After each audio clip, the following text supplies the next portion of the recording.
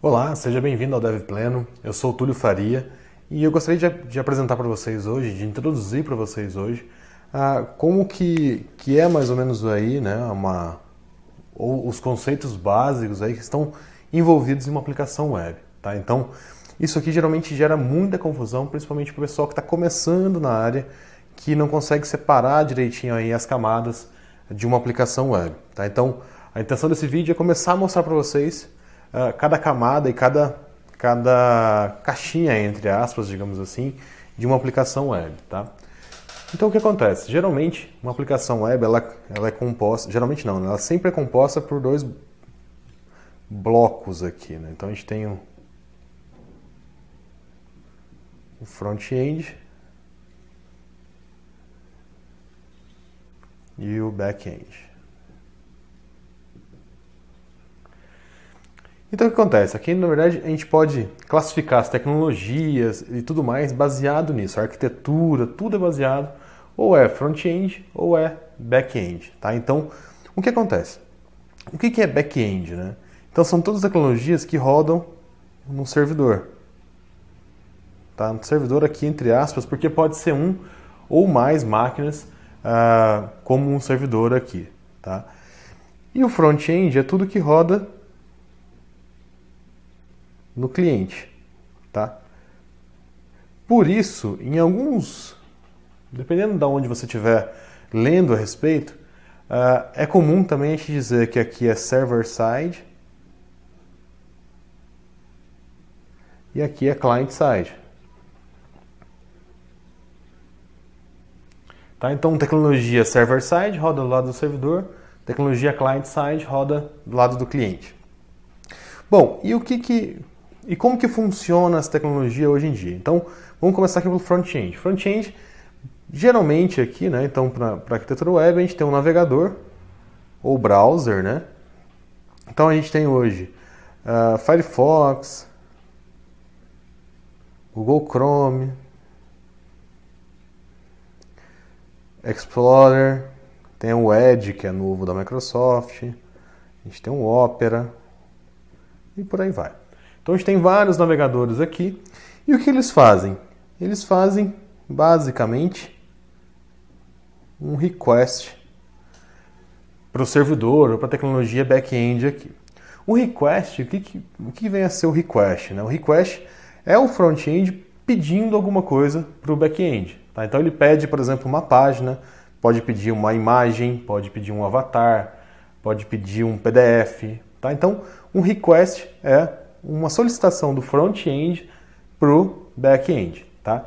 Então, a primeira comunicação sempre é feita do front-end para o back-end. Tá? Então, quando a pessoa entra, por exemplo, www.devpleno.com, o seu navegador ele faz uma requisição para o servidor que está o DevPleno. Então, server DevPleno. E aí o servidor do DevPleno ele vai fazer o quê? Ele vai mandar um response. Vai responder essa resposta para o front-end. Tá? Então, para o navegador aqui que está no front-end. Tá? E o que é legal? Essa comunicação aqui também ela é conhecida como request response. Por quê? Porque tudo é baseado nisso. Né? Então, o front-end ele faz um request e o back-end devolve um response. Tá? E aí o que a gente tem aqui? A gente tem, do lado do front, a gente tem os browsers, né, que vão efetivamente fazer a requisição, mas a gente tem a tecnologia que vai usar esse browser, né? Então, como que a gente vai fazer que esse browser faça a requisição depois da primeira, né, digamos assim. A gente tem algumas outras tecnologias, como HTML, JavaScript, CSS, uma imagem, um PDF também é um. Aqui já a gente pode ser considerado também como assets, tá? Então, que são alguns arquivos que a gente precisa para funcionar no front-end. Então, o que acontece? A gente monta basicamente a estrutura da nossa página, né, que roda no navegador, em HTML, JavaScript, CSS, uma imagem, PDF, Tá? O PDF também é um front-end, tá? Não é não é um padrão, digamos assim, mas é uma tecnologia de front-end porque roda no cliente. E uma outra coisa que é interessante, antigamente a gente tinha o Flash, né? Então, Flash ou Java Applet, que também eram tecnologias de front-end, tá? Hoje eles já estão bastante em desuso por causa do HTML5, tá? Então eles já estão praticamente já não existem mais os dois aqui. Bom, legal. E a gente tem agora o lado do servidor. O que a gente tem no servidor? A gente tem N tecnologias, então PHP, ASP, Java, Node.js, que é JavaScript, que mais? C Sharp, Python, C++, se quiser, tá? Então assim, a gente tem N tecnologias aqui. E a gente pode ter também banco de dados, sei lá, um serviço que processa cartão de crédito. O lado back-end, digamos assim, ele é o lado que, se ele não for padronizado, a web continuaria normal aí, tá? O único problema é que no lado do front, para a web estar onde está hoje, a gente teve que ter uma padronização, né? Então por isso que aqui a gente tem um número reduzido de tecnologias, tá? A gente pode ter bastante framework, etc., mas o número de tecnologias aqui é bem reduzido. Por quê? Porque essa tecnologia já tem que ser padrão. Porque aqui está a maior parte dos usuários, a maior parte da diversidade de dispositivos que vão usar isso aqui para acessar o back-end. O back-end, o que é importante? Sempre ele devolver um HTML, um JavaScript, um CSS, uma imagem, um PDF, tá? Então, o back-end, a função dele basicamente é devolver, além do dinamismo, né, da internet, fazer isso aqui tudo funcionar, ele tem que devolver alguma coisa padronizada, tá? Então, por isso que aqui no lado do front-end ou do client-side, a gente tem o W3C que padroniza esses caras, tá? Por quê?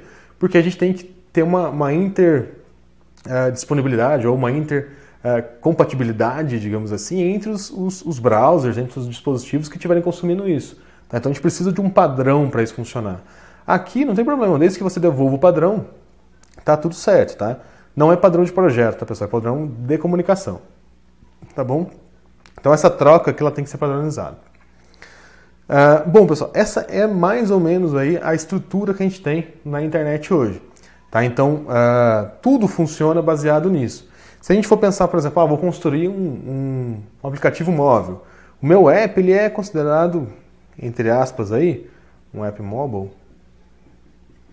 Ele é considerado aí mais ou menos um front-end. Tá? Então, ele é mais ou menos, ele faz um papel aí de front-end, fazendo requisições no back-end e tendo respostas de dados para ele ali. Tá? Nos próximos vídeos a gente vai ver um pouquinho mais como que funciona esse request response e como que funcionam os padrões que a gente troca de mensagens entre uma camada aqui e outra. E uma outra coisa que a gente vai fazer mais para frente, a gente vai explodir cada caixa dessa. Então a gente vai pegar o back-end, vai construir um back-end de Node, por exemplo. Depois a gente vai construir um back-end em PHP.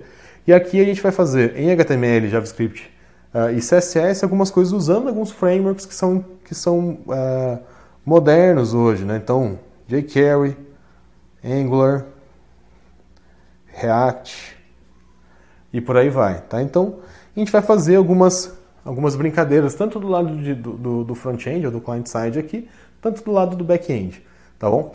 Bom, pessoal, eu vejo vocês no próximo vídeo. Se inscreve no canal para vocês ficarem por dentro das últimas novidades.